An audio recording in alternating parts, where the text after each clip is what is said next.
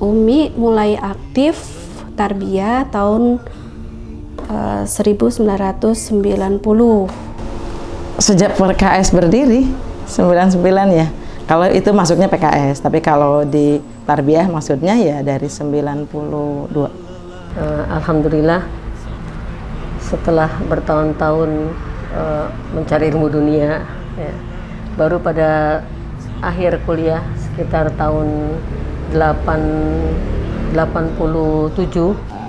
ketika saya bermula masuk ke dalam PKS, Masya Allah, di era tahun 80-an saya bersama rangkaian gerakan dakwah ini. Dulu tuh belum ada yang namanya PKS gitu ya.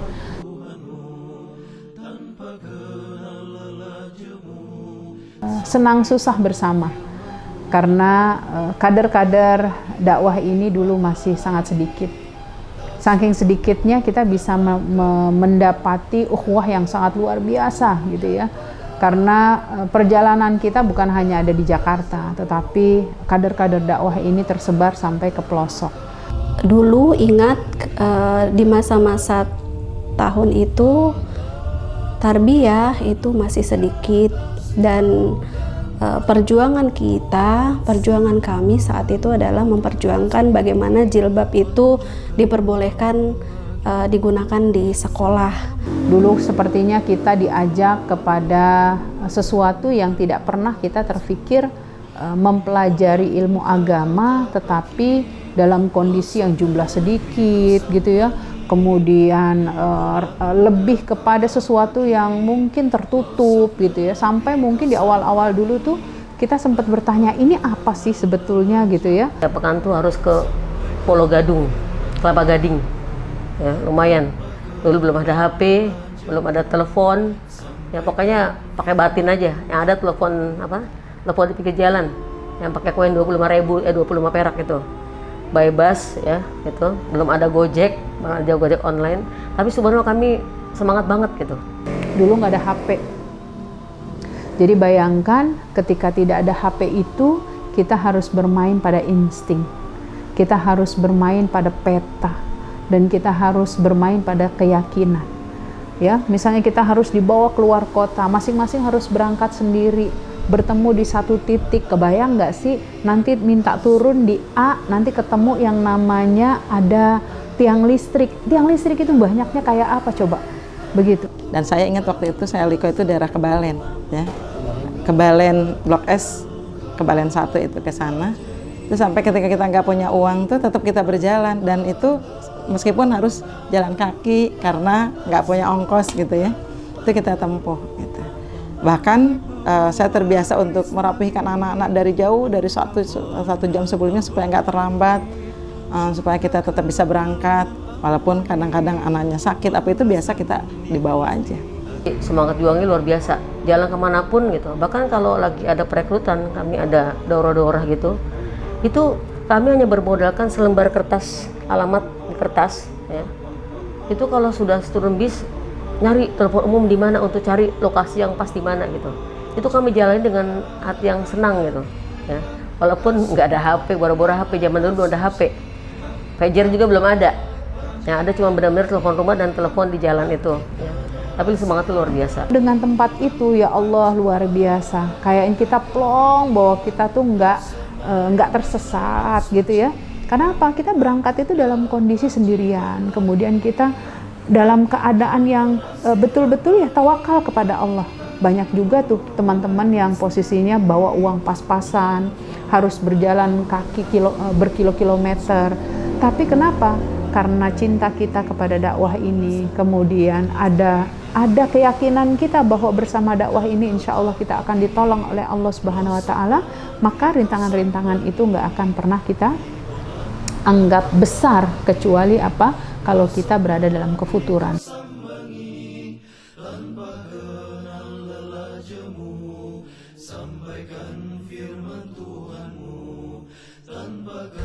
Saat itu karena keluarga dari Islam gitu, keturunan Islam, ibu terbiasa dengan Islam, tetapi baru tersadar gitu bahwa saat itu belum ngerti apa-apa tentang Islam, dan akhirnya ketemu kakak-kakak kelas yang dengan semangatnya terus menyapa kami. Akhirnya kami ikut tarbiyah, dan di saat itulah merasakan indahnya tarbiyah, merasakan indahnya dakwah, merasakan indahnya kenal Islam. Di tahun 90 sampai lahir anak 95, anak kedua lahir, ya, mulai ada terjadi suatu peristiwa ini yang mungkin sangat berkesan, ya. Peristiwa di mana takdirullah itu harus saya alami gitu. Ya, suatu sakit yang terus hujan deras kita udah, tapi bismillah, waktu itu saya jam 12 menyiapkan acara jam 1. Walaupun sakit, panas, saya udah bersiap aja, bismillah, walaupun sebenarnya secara lahiriah nggak mungkin berangkat kan, karena yang satu sakit, kondisinya juga hujan gitu, nggak mungkin bawa 2 anak gitu. Tapi dengan tawakal, bismillah, siapin aja. Ternyata subhanallah, pertolongan Allah itu selalu ada. Nah, itu tiba-tiba ibu saya datang gitu, ya walaupun mungkin gitu ya, durhaka kali kalau orang Sunda, orang tua datang malah suruh ngasuh gitu ya. Tapi saya pikir ini adalah bagian dari pertolongan Allah, karena kita kan ke orang tua gitu, ibu datang kita sambut, kasih minum segala macam, tapi kita bilang, Bu, saya ada acara begini, ya udah pergi aja gitu ya. Jadi alhamdulillah, itu saya pikir itu aja juga udah pertolongan Allah yang luar biasa gitu.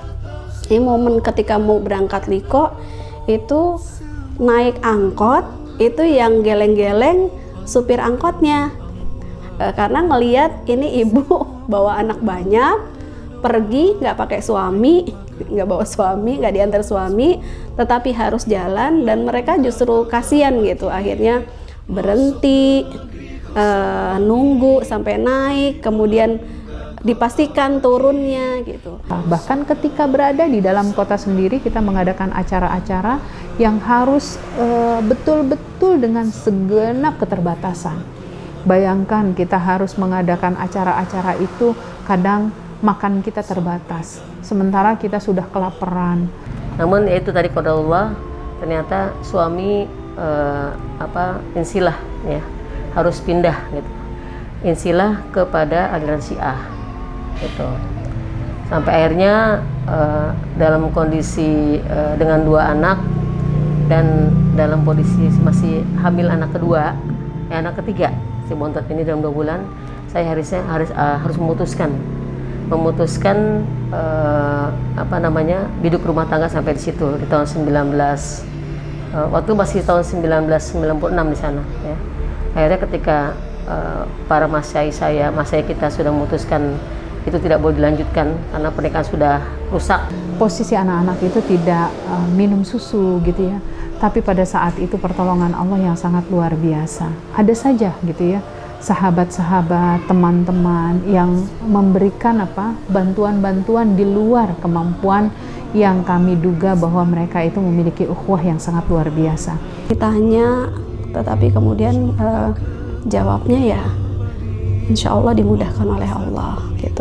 Bahkan pernah juga sih waktu itu kita ngerasain nggak cuma angkot aja gitu, kalau jalan ke suatu tempat dipastikan udah naik taksi aja kata suami gitu.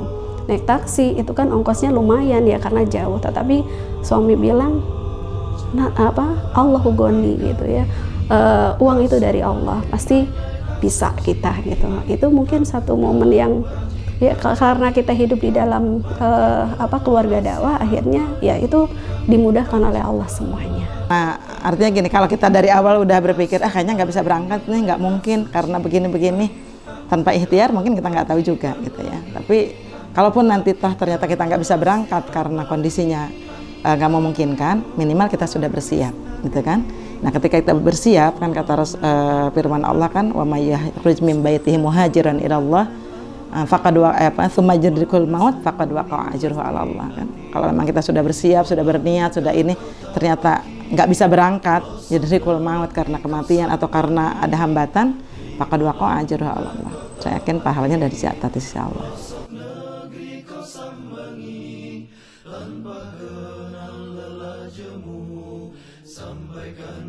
Waktu mereka masih anak-anak sering gitu ya, karena kalau anak-anak kan biasanya masih pengen ikut orang tua ya. Ya demo, ya aksi-aksi biasa kita ikut. Nah, ketika mereka sudah mulai agak besar karena memang juga banyakan yang di pondok ya jarang. Tapi di pondoknya biasanya mereka ada kegiatan juga ya. Kalau misalnya ada solidaritas atau ada demo-demo PKS biasanya ikut juga di pondoknya. Setelah di sini yang masih kecil biasa kita ajak juga gitu. Cuman yang gede kadang udah dengan kesibukannya masing-masing, kadang ada yang enggak juga. Saya waktu di Mesir itu sudah punya anak 3. Dan setiap kali kami harus mengadakan acara tarbiyah, mengadakan acara apapun yang memang diselenggarakan oleh Partai Keadilan, dulu di sana baru ada Partai Keadilan. Itu semua anak kita harus bawa. Kenapa? Karena memang kita tidak ada babysitter. Semua kita harus kelola sendiri. Karena saya mahasiswa, suami saya mahasiswa, sementara anak-anak tidak bisa kita titipkan ke sembarangan orang. Dulu ketika jumlah kader masih sedikit, waktu saya masih tinggal di Tangerang, itu Izzat masih ya. Itu saya harus berangkat dari Tangerang itu ke Al-Hikmah sekarang, dulu namanya Gemah Hodijah gedungnya. Sering kami ajak di acara-acara PKS. Mungkin saat itu PKS belum ada ya. PKS masih berupa gerakan dakwah. Maka ketika ada momen-momen atau acara-acara demo besar-besaran untuk bela Palestina, long march bela Palestina, solidaritas Palestina, itu biasanya anak-anak Umi yang masih bayi, kecil di kereta dorong, itu sudah terbiasa diajak untuk ikut acara-acara long march itu. Cuma kalau ada demo-demo enggak, marah masih kecil ya, kita titipkan sama mertua atau sama tantenya gitu. Dalam demo kah atau dalam acara-acara besar gitu ya, biasanya tuh diadakan sekaligus menjadi refreshing buat kami dan keluarga. Memang bedanya yang kami rasakan ketika anak-anak itu masih kecil, itu mudah sekali untuk diboyong gitu. Mereka ikut sana, ikut sini. Karena apa? Ikut sertanya mereka itu satu, bisa membuat semangat buat mereka sendiri, dan harapan kami mereka dilibatkan itu kelak mereka akan tahu sendiri bagaimana perjuangan orang tua mereka pada saat harus membawa dakwah ini sampai koridor seperti sekarang ini. Nah, itu setiap kampanye anak selalu dibawa. Ya, alhamdulillah ada bina-binaan yang menjaga anak-anak gitu. Ya, jadi tadi biar anak mengenal dunia dakwah itu ya.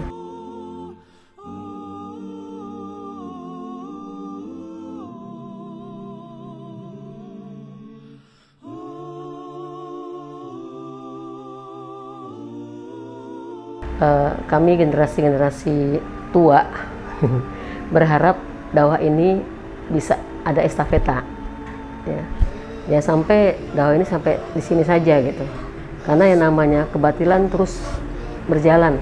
Itu anak-anak di sini adalah anak-anak yang dari kecil, dari rahim kami sudah dididik dengan nilai-nilai tarbiyah Islamiyah, sehingga harapan Umi, kalianlah yang meneruskan estafeta dakwah yang kami rasakan. Ada kami atau nanti kami sudah tidak ada.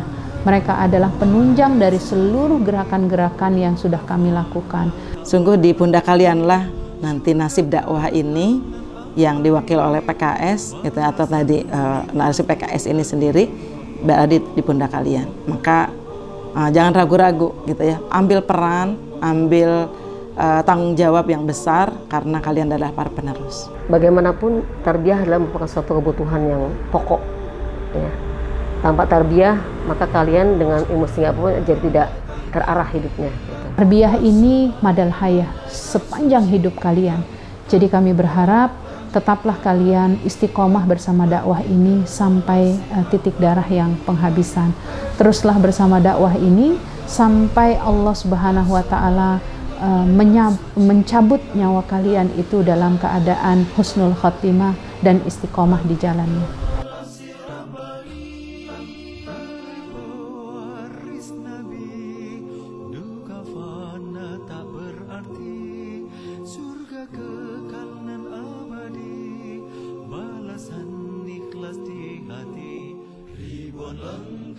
Ya, kita PKS memang adalah partai Islam. Sejak dari awalnya partai ini justru didirikan oleh generasi muda. Mereka terhimpun dalam beragam organisasi sebelumnya, dan alumni dari beragam kampus yang terkenal di dalam dan di luar negeri. Mereka anak-anak muda yang kemudian cinta dengan Indonesia, cinta dengan agamanya, ingin menghadirkan Indonesia lebih bagus. Jadi sejak dari awal PKS justru didirikan oleh anak-anak muda, sehingga sudah sangat sewajarnya bila PKS membuka pintu seluas-luasnya bagi anak muda untuk menjadi bagian dari PKS dengan pengkaderannya dan kemudian kesertaannya di dalam kepengurusan partai maupun juga keterlibatan di partai. Sekarang bahkan dibentuk PKS muda. Jadi PKS sangat welcome dan bahkan caleg-caleg kita pun juga anak-anak muda sudah dimunculkan sebagai caleg gitu ya, calon anggota legislatif. Termasuk juga dalam kegiatan di partai, anak-anak muda diberikan amanah dan diberikan kepercayaan untuk mengelola partai sesuai dengan posisi dan sesuai dengan kemampuan yang bisa dilakukan oleh anak-anak muda kita.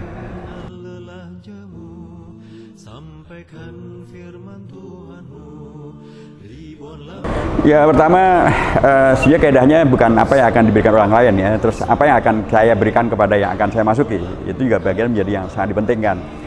Dari sisi kami di PKS, PKS adalah partai politik dan partai politik tentu ada sebuah entitas yang sesungguhnya sih orientasinya bukan apa yang akan diberikan oleh partai, itu terlalu materialistik gitu ya. Tapi orientasinya adalah partai itu adalah tempat di mana kita berjuang, memperjuangkan idealisme kita, memperjuangkan apa yang kita pikirkan tentang maslahat bagi generasi muda, generasi akan datang, dan lain sebagainya. Jadi menurut saya ubah orientasi dari apa yang akan diberikan partai kepada Anda. Jadikan kepada apa yang justru bisa saya sumbangsihkan untuk meningkatkan kualitas, kinerja, dan manfaat dari partai untuk generasi muda, generasi milenial. Tapi jelas sekali partai sebagai entitas, dia memang bukanlah lembaga ekonomi, dia bukan lembaga negara yang kemudian bisa memberikan bagi-bagi kekuasaan. Dia adalah lembaga berhimpunnya kalangan idealis untuk menghadirkan yang lebih baik, lebih berkeunggulan, dan disinilah sesungguhnya kaum milenial mestinya berada. Kalau kaum milenial sekalipun ada oportunismenya, tapi pastilah mereka punya idealisme. Idealisme itu yang kemudian kami buka seluas-luasnya untuk bisa dieksplor oleh anak-anak muda kaum milenial.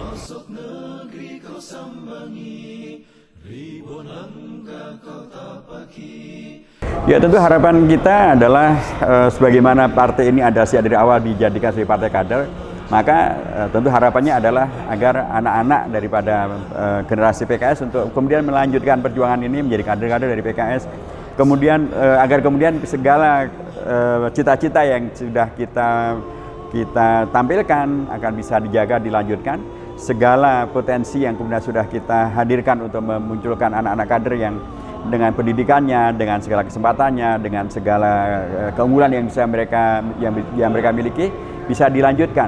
Untuk itulah karenanya melanjutkan yang paling bagus ya tentu melalui jalur PKS ini, karena ini adalah tempat di mana kita tumbuh kembang dan kemudian ideologi dan segala yang kita pikirkan ada di sini, sehingga harapan kita adalah agar ya kita mengajak kader dari anak-anak dari banyak pihak. Tentu sangat sewajarnya bila anak-anak kita sendiri yang kemudian memaksimalkan potensinya menghadirkan PKS yang lebih unggul di waktu yang akan datang.